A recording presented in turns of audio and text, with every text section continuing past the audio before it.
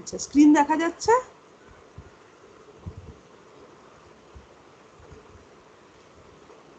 ওকে, হ্যাঁ ma'am. so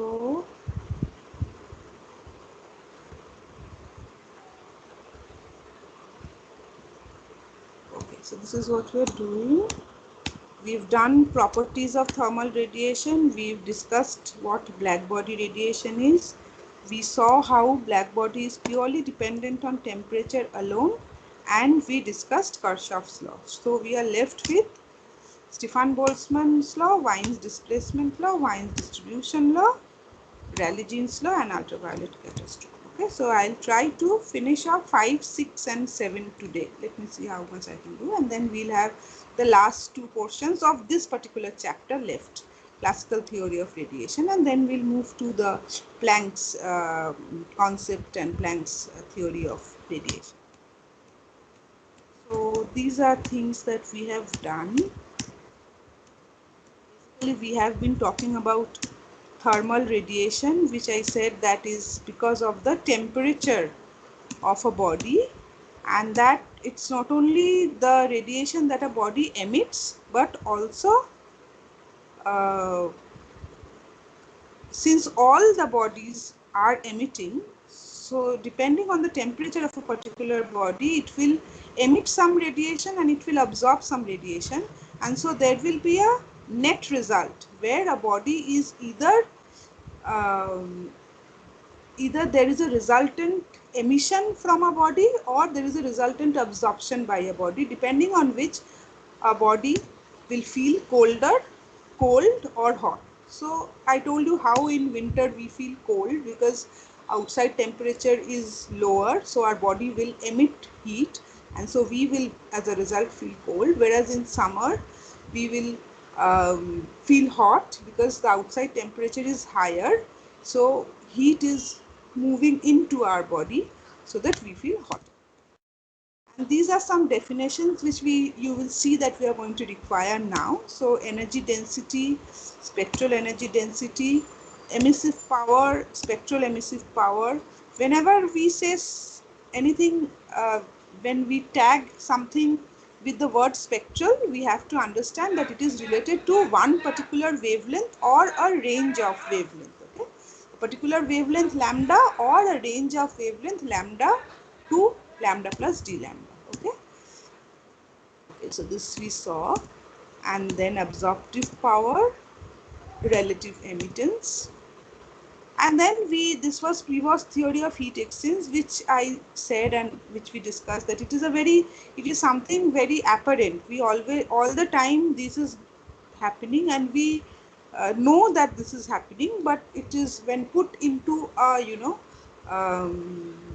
form that is a particular definition in the form of a statement, then it becomes a theory. So it says that every body emits radiation continuously to its surroundings at a rate which depends only on the nature of its surface and temperature, and at the same time it receives radiation from its surroundings at a rate which again depends on the surface and temperature of the surroundings. So this is Prevost's theory of heat exchanges, and I also discussed the consequences of Prevost's theory of heat exchanges, which we keep on realizing or experiencing in our daily lives. For example, if you sit beside a fire in winter, you go to a hill station and you would prefer sitting beside a fire in the evening, because that would give you some warmth um, in the cold winter. If you're feeling cold, then the fire would give you some warmth. Why? Because of the temperature difference. The fire is at a higher temperature, your body is at a lower temperature, and hence. Okay. Then we saw what black bodies are and why black bodies are important. So a perfectly black body is one which absorbs all radiation that falls on it, all radiation of all wavelengths that is incident upon it. A black body will absorb it, and hence therefore it will also emit radiations of all wavelengths. Okay.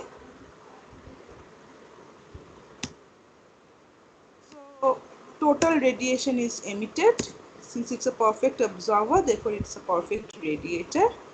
And emission from a perfectly black body is the greatest possible for any wavelength at a given temperature. This also I discussed, that if there are two or more objects that you have heated to a particular temperature and one of them is a black body, then at that particular temperature for a given wavelength, it will be seen that the black body is the greatest emitter. Okay, because it has absorbed everything, so it will give back everything. And it was also then discussed that why black bodies are of interest, because it is seen that all black bodies, if the temperature is the same, the temperature up to which it has been heated, if that is the same, then irrespective of their material of construction, they will show the same. Okay, so there is a universality to the property of radiation that is emitted by a black body, and therefore studies of radiation were mostly done using black bodies. Okay, because that would give an universality to the characteristics. Okay, so this is how a black body, a nearly perfect black body, is constructed. Since it is basically a cavity which is coated with black paint and with a hole, so that any radiation that enters undergoes multiple reflection and remains inside. Okay, so after that, if it is left to emit, then this is a black body absorber, and then if it is left to emit, then it will radiate all the energy that it has been absorbing so long. Okay, so it is sometimes black body is also called, black body radiation is often alternatively called cavity radiation, because essentially it is a cavity that acts as the black body. Okay, and then we discussed temperature dependence of black body. So we said finally that black body radiation is purely temperature dependent. I am not going through all this because we discussed this in detail. So the concluding remark was that black body radiation is purely temperature dependent. Kirchhoff's law, okay, what it says is that the ratio of emissive power to absorptive power of a given wavelength, for a given wavelength at a given temperature is the same for all bodies and is equal to the emissive power of a perfectly black body at that temperature.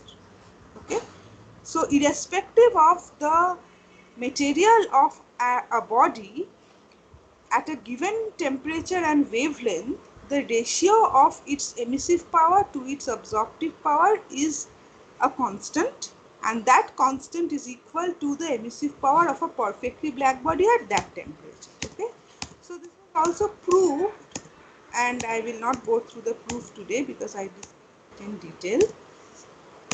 So we finally proved Kirchhoff's law.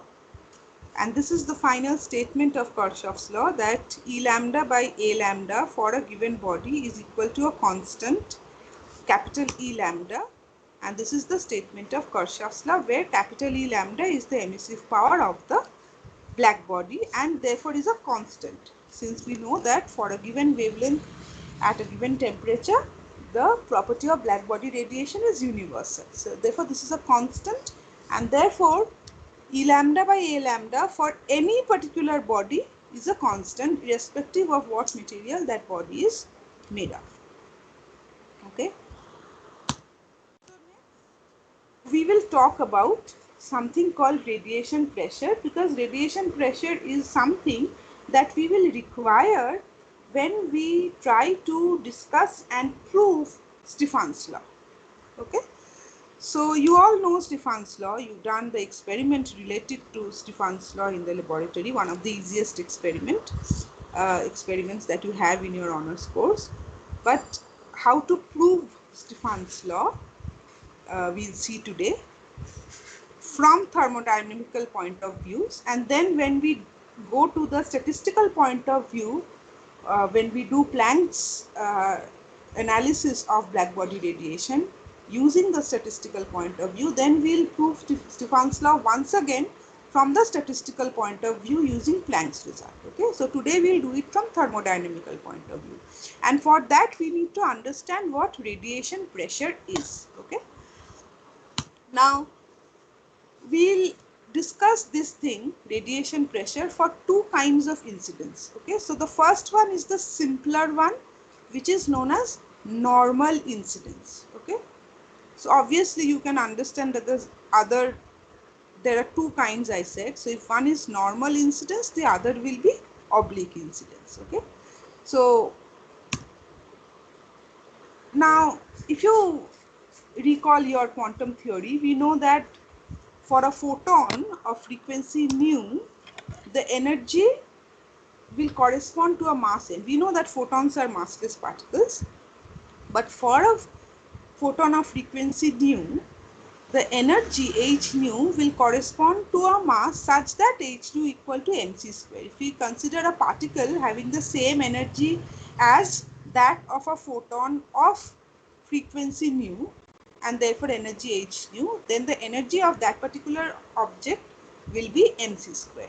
Okay, so therefore this metaphoric mass is equal to h nu by c square. Okay, so the momentum is mass into velocity, so h nu by c square into c, because velocity of photon is always c, which is h nu by c. Okay, so if we write h nu equal to E, then the momentum of the photon is E by c, and all of you know this. Okay, where E is the energy of a single photon. All right, so energy of a single photon being small e, we can see that the momentum of the single photon is E by c. Now suppose we consider a beam of rays, not light, not visible light, but thermal radiation, okay, which are incident normally on a surface AB. Okay, so this is what I mean by normal incidence. So beam of rays consisting of photons like this are incident normally on a surface AB. So for a beam of such photons that are incident normally on the surface AB, the total momentum will be the sum of the momenta of all such photons, right? So the total momentum will be summation E by C. C is a constant, so this will be summation E divided by C. All right. Therefore, we can write that the total momentum of all these photons that are incident on the surface AB, the momentum is capital E by C, where capital E is the total energy. All right. Now we already denoted the term energy density by U. Now what is energy density? Energy density is energy passing per unit volume. Okay. So if the area of AB is S, suppose this surface AB, this is lateral view. If you consider two-dimensional view, you can understand that this is basically a plane surface like this on which the rays are incident. So if the area of this surface AB is S, then energy passing through this surface per second is UCS. Since per second, therefore the velocity c has to be considered. Through the entire surface S, energy density is U. So this value is UCS. So energy passing through AB per unit area per unit time will be UC. But this is the total energy, capital E, right? So E, the value of E is actually UC. All right. Therefore, the total momentum which we saw was E by C can be written as UC by C, which is U. So what we see over here is that the rate of change of momentum per unit area, basically P is the change in momentum. There was no momentum and then there is P momentum. So the rate of change of momentum per unit area is nothing but the pressure of radiation. This is the same as gas particles. If you remember the way you treated gas particles when you tried to find out the pressure of gas particles on the wall of a container in your kinetic theory of gases, okay? is the same treatment that we are using for radiation. So this is the pressure of radiation, and we can see here that pressure of radiation is equal to energy density when the incidence is normal. Okay, so for normal incidence, energy density gives us the pressure of radiation. But this is a special case. In general, we will not have normal incidence. Okay, this relation was given by Maxwell. The fact that pressure of radiation is equal to energy density was given by Maxwell. Okay. Now the more general case is oblique incidence, or which is also sometimes known as diffused radiation. The radiation can come in from all directions and we will take the average. Okay. So here we consider the incident beam to be making an angle theta with the normal to the surface AB. So we no longer consider the beam to be normally incident on the surface under consideration, but it makes an angle theta with the normal to the surface AB. Okay. So this is my new direction of the incident radiation. This is the same surface AB that we spoke about in the previous case. So AB is not moving anywhere. AB is where it was, there where it was. Okay, it's a fixed place, it's a fixed surface. So only my direction of radiation that is incident on AB has now changed. How has it changed? So suppose now the plane perpendicular to the direction of motion of the radiation is A prime B, then the direction of radiation makes an angle theta with the normal to my original surface A. Okay. A prime B, as you can understand, is an imaginary surface perpendicular to the direction of the beam, the incident radiation. AB is the original surface and theta is the angle that the incident radiation makes with the normal to AB. So I hope you can realize that this angle is also theta. Alright. So now the energy incident on the surface A prime B. If you forget about AB, then A prime B is the surface normal to this incident radiation. Then the energy incident on A prime B per unit area per unit time is UC, that we saw already in the previous case. So total energy incident on A prime B, suppose A prime B now has the area S, then total energy incident on A prime B is UC into S, correct? U is the energy density. But A prime B is equal to AB cos theta. And if we consider the area of AB to be S prime now, then A prime B is S prime cos theta. Okay, which means that this value, energy incident on A prime B, which was UC into S, I can write it as UC into S prime cos theta. Right? This is the energy which is also incident on AB. If it is incident on A prime B, it will not, A prime B is not a stopper. As I told you, it is just an imaginary surface which is perpendicular to the direction of incidence. They will basically move past and fall on AB too, but obliquely. Okay, so this energy is also incident on AB. So the energy incident on AB, which has area S prime, so the energy incident on AB per unit area per unit time is given by small e equal to UC cos theta. We divide by S prime, the area, to find out the energy incident per unit area per unit time. So the momentum will be energy by C, so E by C equal to UC cos theta by C, which is equal to U cos theta. Okay, so this is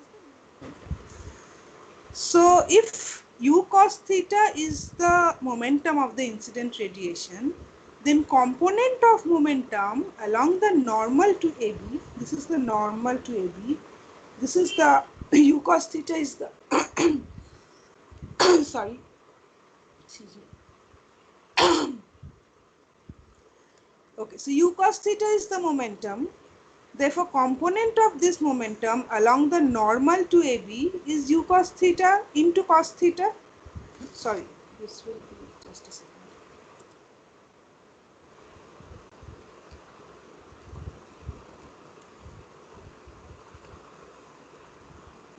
Just a second.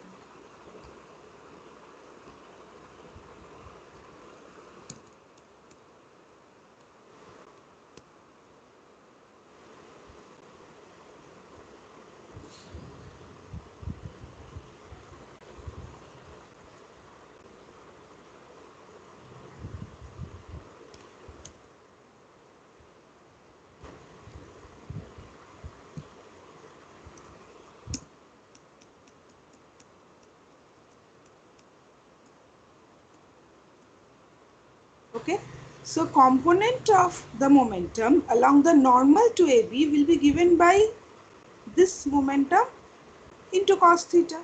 Okay, normal component. So u cos theta into cos theta, which is giving us u cos square theta. So the pressure of radiation on a surface for oblique incidence, earlier it was u for normal incidence, that is theta equal to 0. For oblique incidence at an angle theta, this pressure of radiation we can see is u cos square theta. The momentum is actually the pressure of radiation, because the momentum, the change in momentum is nothing but the pressure exerted by the radiation. So for oblique incident, it comes out to be u cos square theta. Now since we are considering diffused radiation, so radiation must be incident from all possible directions with equal probability. So the value of theta can be anything. We have to consider all such values. This is only one of the directions that we have considered here. And we see that for a direction of incidence which is at an angle theta to the normal, the value of the radiation pressure is u cos square theta. But now we have to realize that we have to consider radiation incident from all such possible direction, because all these have equal probability. Okay. Hence, if you consider capital N number of beams of radiation to be incident on the surface, then the total pressure of radiation will be given by summation of u cos square theta, because each will have a value u cos square theta. The value of theta will vary. So the total will be given by summation u cos square theta, the summation being over the different values of theta. Clear? So now what we have to do is we have to find out a method to calculate this summation u cos square theta. Alright. For that, we consider a hemisphere of radius r and centered at O on AB. Okay, which means that this is AB.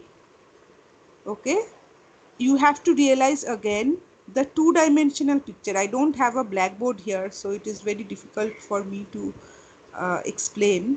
So you know, this is basically a surface like this. Please follow my cursor. So this is basically a surface on which now we consider a hemisphere. Okay, based on this surface AB.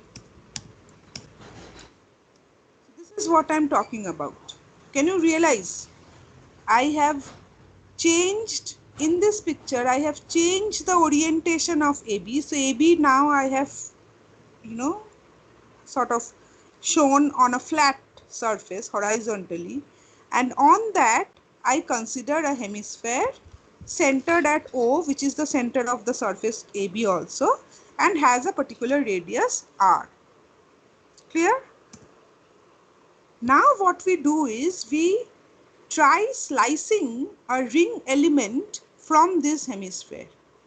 Okay, so I take one surface here and another surface a little below and take a ring element.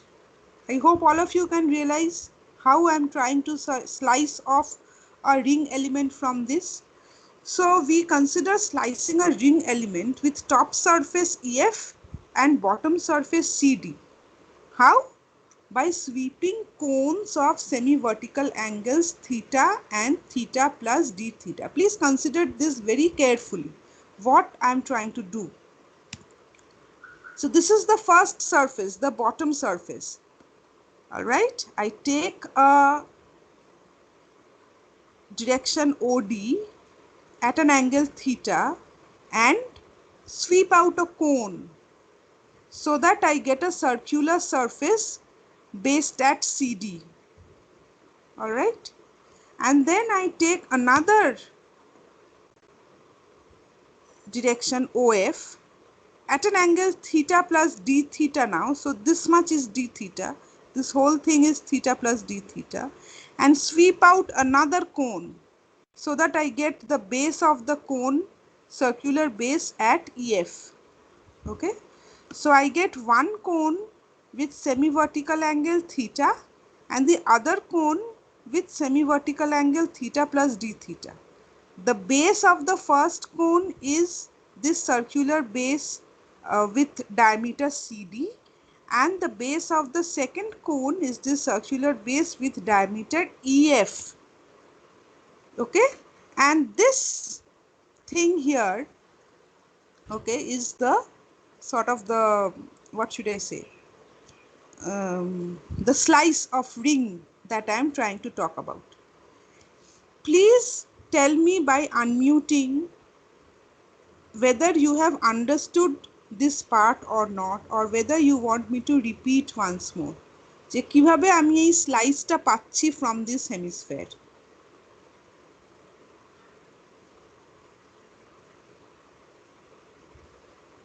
শেষটা একবার বলুন। আচ্ছা,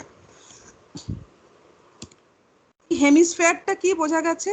এই যে AB সারফেসটা ছিল, এই যে AB সারফেসটা ছিল, এই সারফেসটাকে আমি ফ্ল্যাট করে ফেললাম, ফ্ল্যাট করে তারপর একটা হেমিস্ফিয়ার কনসিডার করলাম। কেন? কারণ I want to see how all kinds of radiation from all directions are incident on the surface AB. So I have to consider all such values of theta. So I consider a hemisphere on this surface AB. So this is AB. On that I consider this hemisphere. All right. Now on the hemisphere, now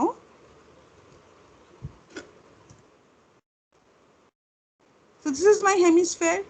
Now on this hemisphere, I want a slice, a ring-shaped slice lying between angles theta and theta plus d theta. How do I get it?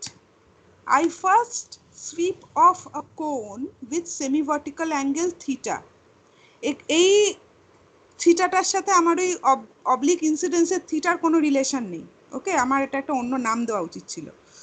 Okay, so I first slice off a cone with semi-vertical angle, say not theta, say phi.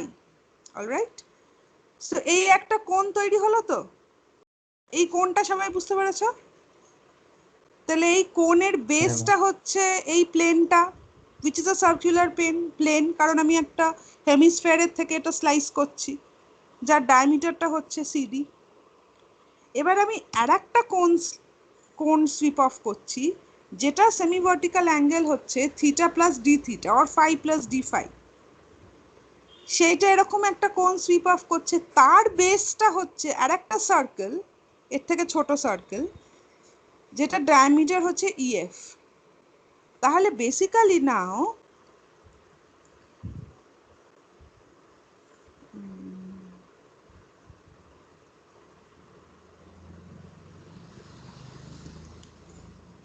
ধরো এই যে এইখান থেকে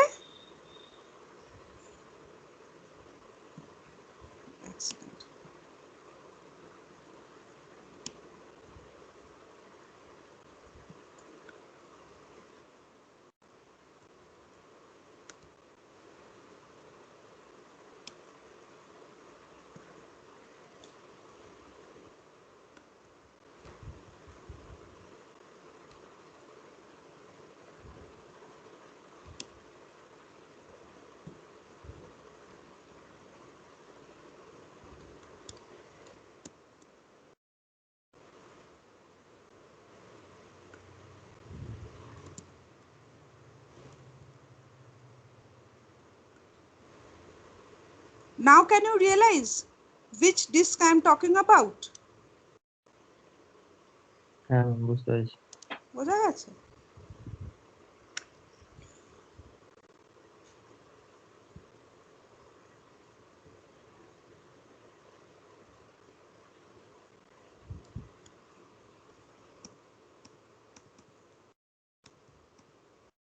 Okay, so this is the disk I am talking about, lying between angles theta and theta plus d theta.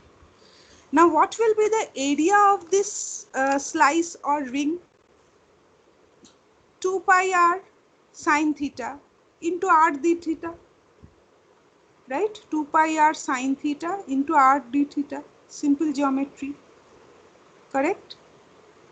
Now the area of this entire hemisphere is half into 4 pi r square, that is 2 pi r square, and area of that slice from that hemisphere is, you can see, 2 pi r square sine theta d theta. All right, now n beams are uniformly distributed over this hemispherical surface. We have considered n beams to be incident on AB from all directions, and since all directions are equally probable, therefore the n beams are uniformly distributed over this entire surface.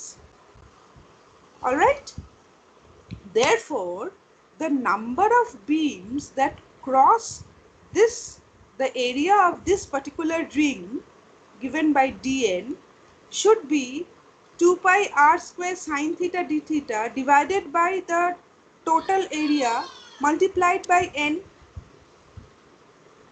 Okay, I'm giving you a few seconds, just এটাতে আমার আর বিশেষ কিছু বলার নেই, কিন্তু তোমাদের একটু ছবিটা দেখে একটু নিজেদের রিয়েলাইজ করতে হবে ব্যাপারটা। n number of beams are falling on AB, coming at all possible angles, okay, and all directions are equally possible. So they are basically, since they are all of equal probabilities, all directions, therefore n number of beams should be uniformly distributed over this surface. So if the total area of the hemisphere is 2 pi r square and any one slice or ring area between angles theta and theta plus d theta is having an area 2 pi r square sine theta d theta, then the number of beams out of all the beams that cross through only this slice should be given by a value dn, which is given by 2 pi r square sine theta d theta divided by the total area of the hemisphere multiplied by the total number of beams that are incident. Okay, so this is equal to, then you can see that 2 pi r square cancels off, this is equal to n sine theta d theta. So the number of beams lying between angles theta and theta plus d theta is given by n sine theta d theta. All right, so the fraction of beams incident between theta and theta plus d theta is dn by n equal to sine theta d theta.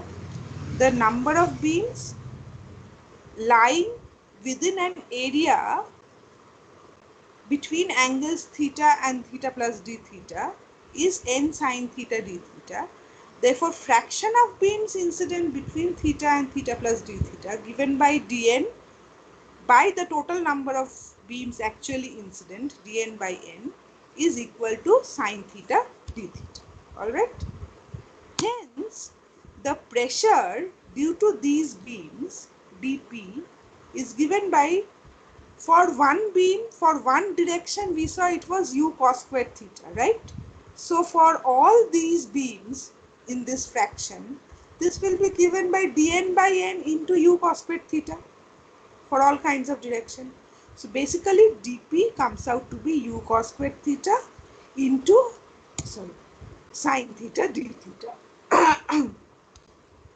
Okay, so for beams lying between angles theta and theta plus d theta, the pressure will be given by u cos squared theta into sine theta d theta. Okay, the total pressure due to all such slices, if you consider, we considered only one such slice between theta and theta plus d theta. Now, if you consider this entire hemisphere to be made up of several such slices, each of infinitesimal area, and d theta being infinitesimally small, the angle, the difference of angle between two such slices being infinitesimally small, then you know what to do now. You have done enough of this kind of derivation till now in several topics. So how do we get? We get it by integrating from theta equal to 0 to theta equal to 90. Why 90? Because theta can lie between 0 and 90. 0 along OB and 90 along this perpendicular, the radius perpendicular to the base. Okay, so we have to integrate from theta equal to 0 to theta equal to 90. Therefore, the total pressure P is given by evaluating this integration. It's a very easy integration. You put cos theta equal to x, so minus sine theta d theta will be dx. Pressure will be, u comes out because u is not dependent on theta. So you get that cos theta equal to 0, x equal to 1, cos theta equal to pi by 2, x equal to 0, x square minus dx. Alright, so the minus goes when you change the limits of integration, u 0 to 1 x by dx, so u by 3 x cube, which is u by 3. Alright, the pressure of diffused or obliquely incident radiation is 1/3 the total energy density. Can you find the similarity with kinetic theory? ওখানেও 1/3 পাওয়া গেছিল না pressure, মনে আছে? So this is how you treat the radiation falling on the surface of the enclosure, and you can see that for diffuse radiation the value comes out to be 1/3 the total energy density. Now I can understand that it is not easy to get this at one go. I would suggest that after we finish this class, you go through this derivation, how you can replay the PowerPoint and see how the slices were made, how we were talking about the incident radiation from all direction, the incident radiation confined within one particular disk made by slicing of two planes at angles theta and theta plus d theta over the hemisphere. What is the fraction of beams going through that slice? Therefore, what is the total number of beams through the entire hemisphere? And therefore, what is the value of the fraction of beams lying between theta and theta plus d theta? And from that expression, how we get the total pressure by integrating theta from 0 to pi by 2.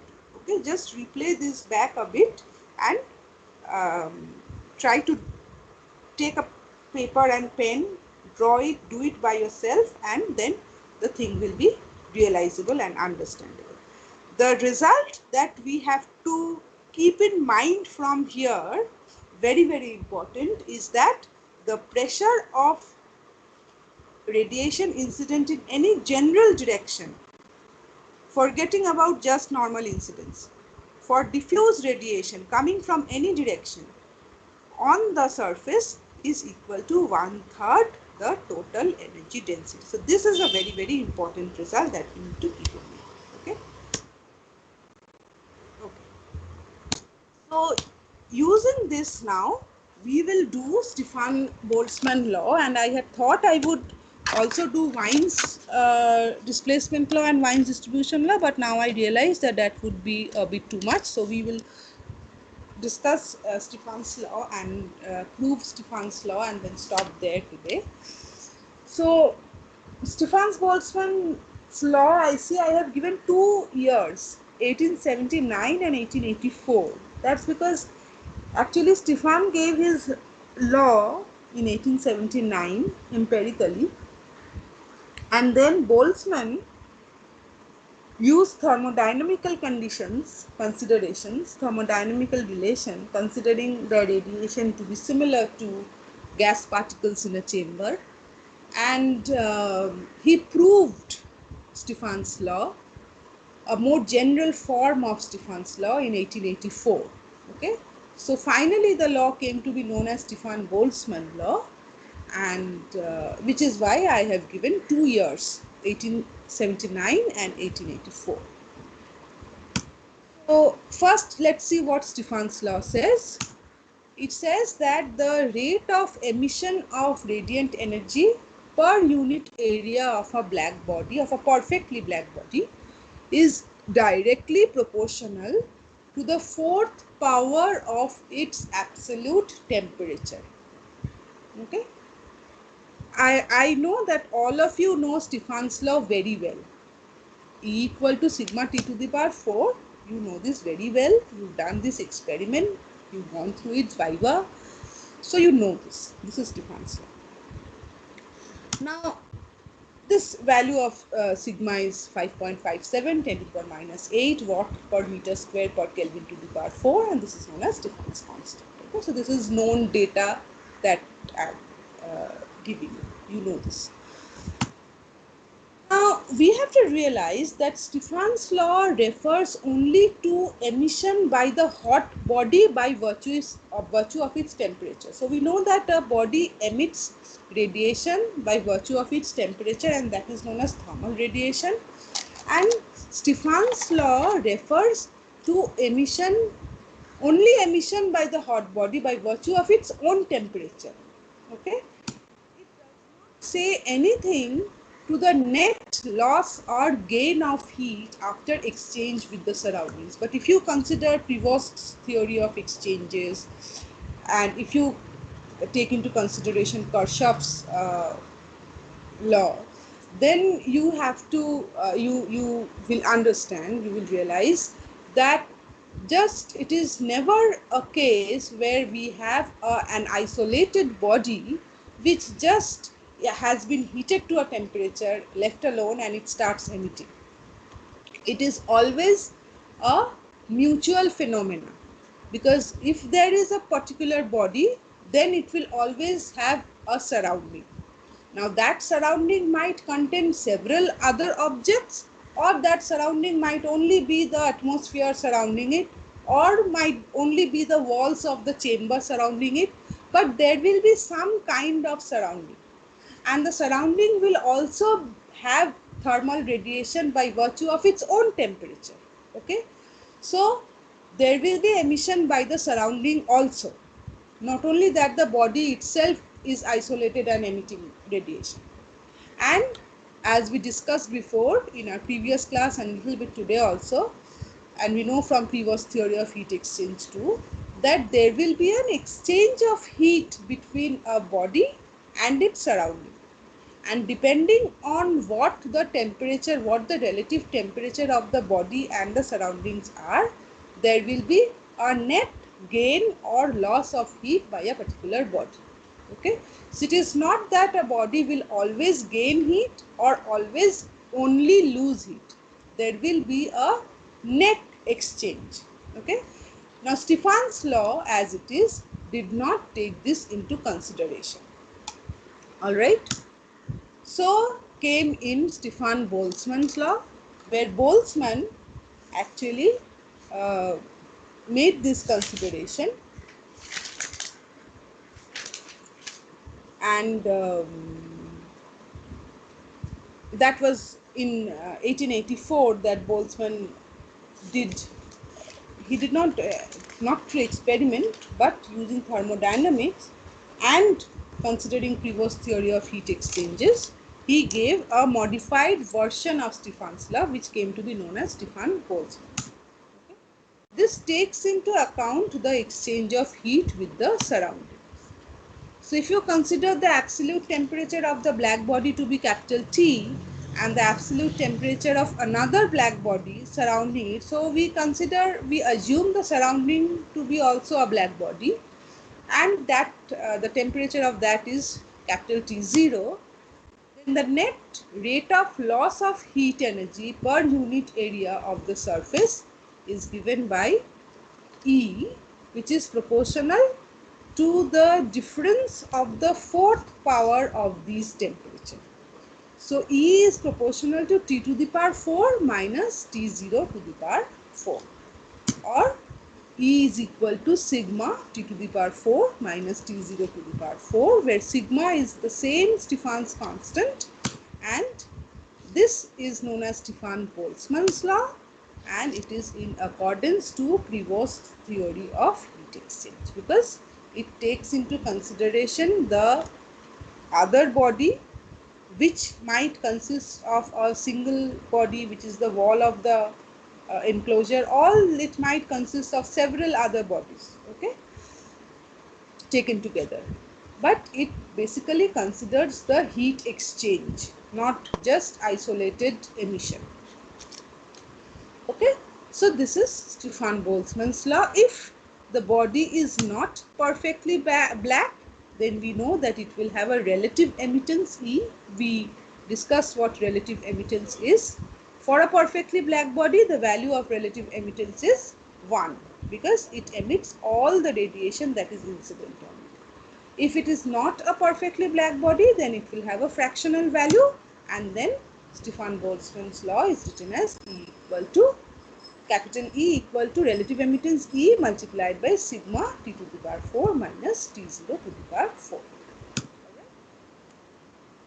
This is basically not much new information. You know this information, but I guess that you did not know this difference between just Stefan's law, which is E equal to sigma T to the power 4, and Stefan Boltzmann's law, which is equal to sigma T to the power 4 minus T0 to the power 4. So I hope now I've been able to explain what the difference is and why Stefan Boltzmann's law is the more general law. So now we will try to prove Stefan's law thermodynamically, and I'll leave you at that. I'll do this and I'll end today's class. So we saw that thermal radiation exerts pressure like gas, and that the pressure is equal to 1/3 the total energy density. So therefore, relations of thermodynamics are applicable to thermal radiation if we treat it like a like gas particles in a particular chamber, So we can also apply thermodynamical relations to thermal radiation. So let us consider an enclosure which is at a uniform temperature T, pressure P, and volume V. Thermodynamical parameters, PVT. And let the energy density of the radiation inside this enclosure is U. So we know first law of thermodynamics, dQ equal to du plus pdV. And if you remember the second thermodynamical relation, del Q del V T equal to T del P del T V. I hope I don't have to explain these things to you. You've done this before. Which semester? Semester 3 or 3, I think. No? You did this, or semester 2. Okay. So del Q del V T equal to T del P del T V. This is the second thermodynamical relation. Now using the first law, we can write del Q equal to del U plus P del V by del V T equal to T del P del T V. And this therefore becomes del U del V T plus P equal to T del P del T V. So we can write del U del V T equal to T del P del T V minus P. Okay, I hope I don't need to explain this further. It is simple. If you want me to explain, then don't hesitate to unmute and tell me, ma'am, okay? Don't hesitate to do that. So this is one relation that we get. T del P del T V minus del U del V T equal to T del P del T V minus P.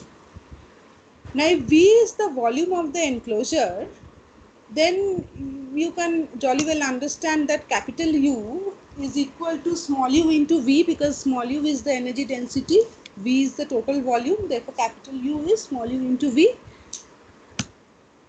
And we know that pressure exerted, we just derived that the pressure exerted is small u by 3.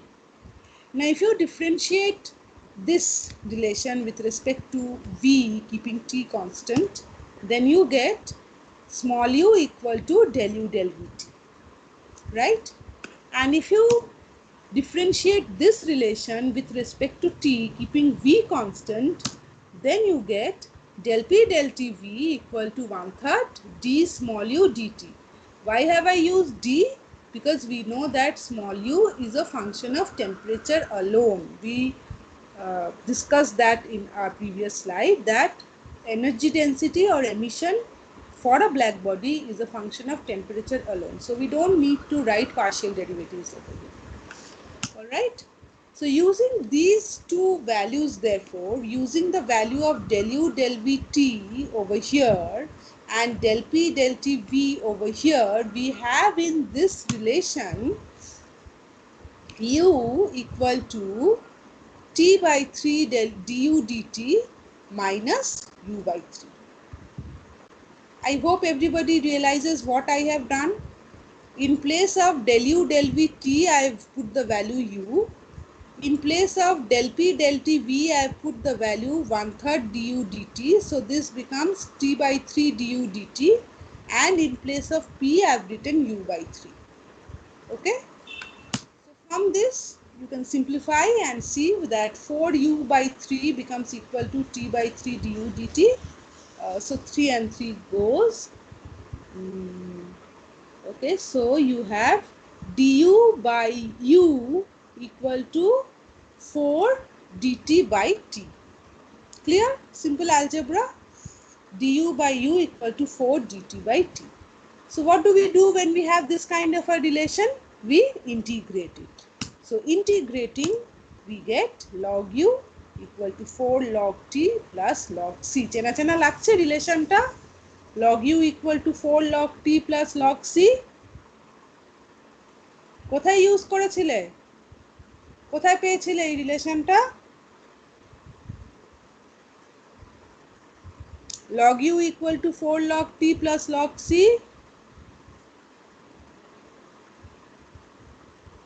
কারুর মনে পড়ছে না? আমি গ্রাফটা থেকে slope বার করেছি। গ্রাফটা ঠিক।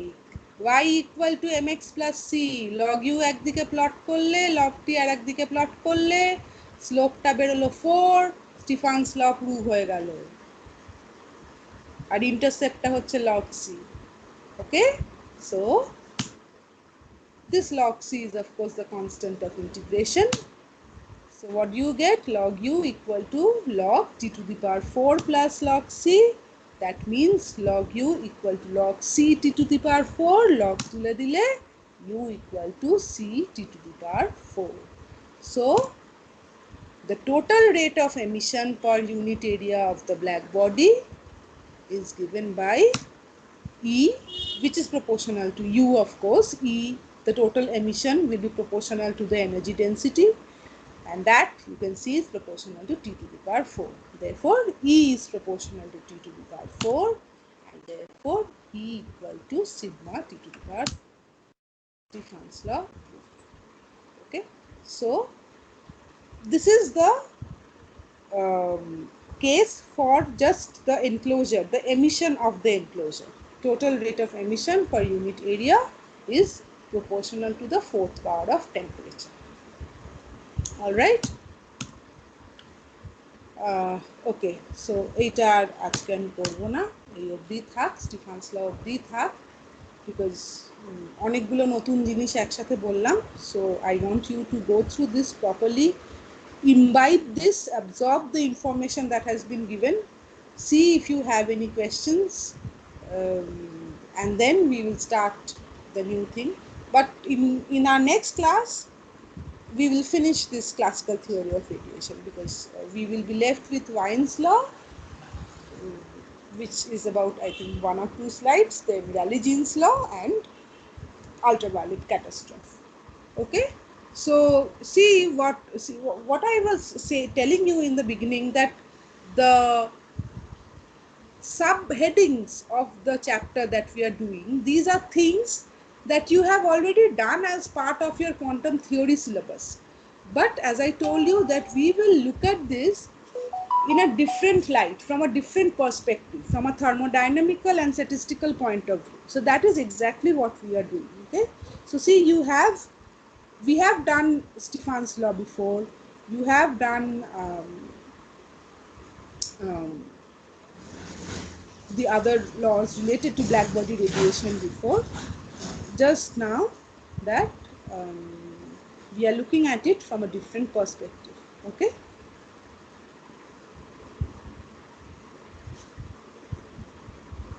Any questions as of now?